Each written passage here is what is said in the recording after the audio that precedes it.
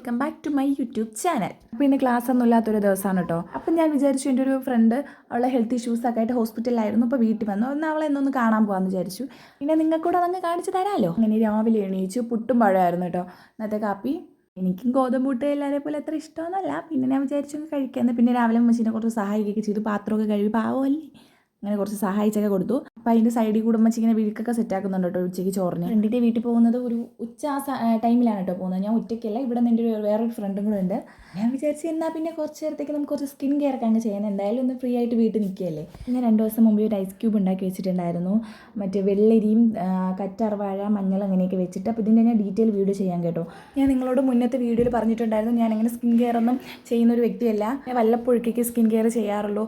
എൻ്റെ ഫേസിൽ നല്ല പിമ്പിൾസ് ഉണ്ട്. സത്യം പറഞ്ഞാൽ ഞാൻ സ്കിൻ കെയർ ചെയ്ത മെയിൻ കാരണം വെച്ചാൽ പിമ്പിൾസ് ആണ് കേട്ടോ.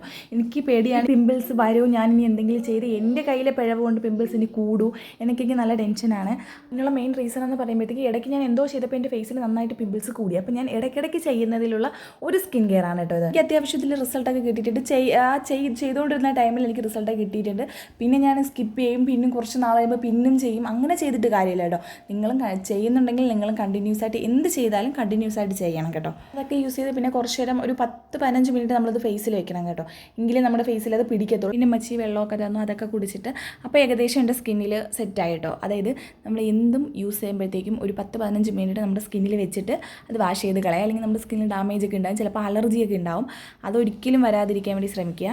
എൻ്റെ ഫ്രണ്ടിൻ്റെ വീട്ടിൽ പോകാനുള്ള ടൈമൊക്കെ ആയി. അപ്പോൾ ഞാൻ നേരെ പോയി കുളിച്ചു ഒന്ന് റെഡി ആവാമെന്ന് വിചാരിച്ചു. പിന്നെ മഴയൊക്കെ പിടിച്ചാൽ നമുക്ക് പോകാൻ പറ്റത്തില്ലല്ലോ. നേരെ കുളിച്ച് വന്നോ. അങ്ങനെ ഒരുപാട് ഒരുക്കമൊന്നുമില്ല കേട്ടോ. ഞാൻ നോർമലി ഇങ്ങനെ ഒരുപാടൊന്നും ഒരുങ്ങാറില്ല. ഒരു ക്രീമും കുറച്ച് പൗഡറും, അത് പൗഡറും നോർമൽ പൗഡറാണ് കേട്ടോ യൂസ് ചെയ്യുന്നത്. പലപ്പോഴും തോന്നിയിട്ടുണ്ട് എൻ്റെ സ്കിന്നിൽ അങ്ങനെ വേറെ പ്രത്യേകിച്ച് അങ്ങനെ ഫൗണ്ടേഷൻ അങ്ങനെ ഒന്നും എൻ്റെ ഫേസിൽ സെറ്റ് ആവത്തില്ല. കോമ്പാക്ട് പൗഡർ അങ്ങനെ ഒന്നും എൻ്റെ ഫേസിൽ സെറ്റ് ആവത്തില്ല കേട്ടോ. മെയിൻ റീസൺ എന്ന് പറയുന്നത് ഈ കുരു തന്നെയാണ് കേട്ടോ. കുരുവൊക്കെ ഉള്ളവർക്ക് അറിയാം ഈ ഒരു അവസ്ഥ. കാര്യം വെച്ചാൽ നമുക്ക് എല്ലാവരും യൂസ് ചെയ്യുന്ന പോലെ ഒരുപാട് കാര്യങ്ങൾ നമ്മുടെ ഫേസിൽ യൂസ് ചെയ്തില്ല. എന്തെങ്കിലും അത്യാവശ്യം കുറച്ച് കാര്യങ്ങൾ വെച്ചൊന്ന് സെറ്റ് ആവാനേ നമുക്ക് പറ്റത്തുള്ളൂ. ചെറുതായിട്ടൊന്ന് ഒരുങ്ങി, അങ്ങനെ വലുതായിട്ടൊന്നും ഒരുങ്ങുന്നില്ല കേട്ടോ, ചെറുതായിട്ട്. പിന്നെ എനിക്കിങ്ങനെ ഓർണമെൻറ്റ്സിൻ്റെ കാര്യത്തിലോട്ട് വരികയാണെന്നുണ്ടെങ്കിലും അങ്ങനെയുള്ള ഒരുപാട് വലിച്ചെറിയണമെന്നും എനിക്കിഷ്ടമല്ല. ഇടുന്നതും അത് മെയിനായിട്ട് സിമ്പിളായിരിക്കണം.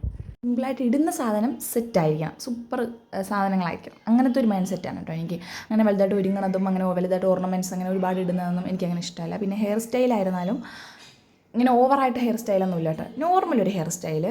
പിന്നെ നേരെ ഉമ്മച്ചി എനിക്ക് ഫുഡൊക്കെ വരുത്തുന്നു. കാര്യം പോകാനുള്ള ടൈം ആയപ്പോൾ എനിക്ക് മടി. അങ്ങനെ ഉമ്മച്ചി ഫുഡൊക്കെ വരുത്തുന്നു. സ്കൂട്ടിയിലാണ് കേട്ടോ പോകുന്നത്. അപ്പോഴത്തേക്കും എനിക്ക് വേറൊരു ഫ്രണ്ടും കൂടെ ഉണ്ട്, ഇനി അവളെയും കൂടെ പോയി എടുക്കണം.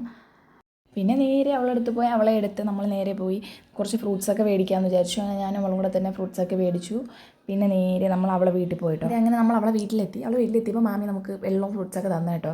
അങ്ങനെ പിന്നെ നമ്മൾ അതൊക്കെ കഴിച്ചുകൊണ്ടിരുന്നു. എനിക്കൊന്നും ഉള്ള ഹെൽത്ത് ഇഷ്യൂസ് ആയിട്ട് കളഞ്ഞിട്ട് കുറച്ച് നാളായി. പക്ഷേ എനിക്കെൻ്റെ കണ്ണൊക്കെ വയ്യാഞ്ഞിട്ടാണ് ഞാനും പോകുന്നത്. പക്ഷേ എനിക്കിപ്പോഴും കണ്ണ് കുറഞ്ഞെങ്കിലും പക്ഷേ കണ്ണിൽ ചെറിയൊരു നീരൊക്കെ ഉണ്ട് കേട്ടോ.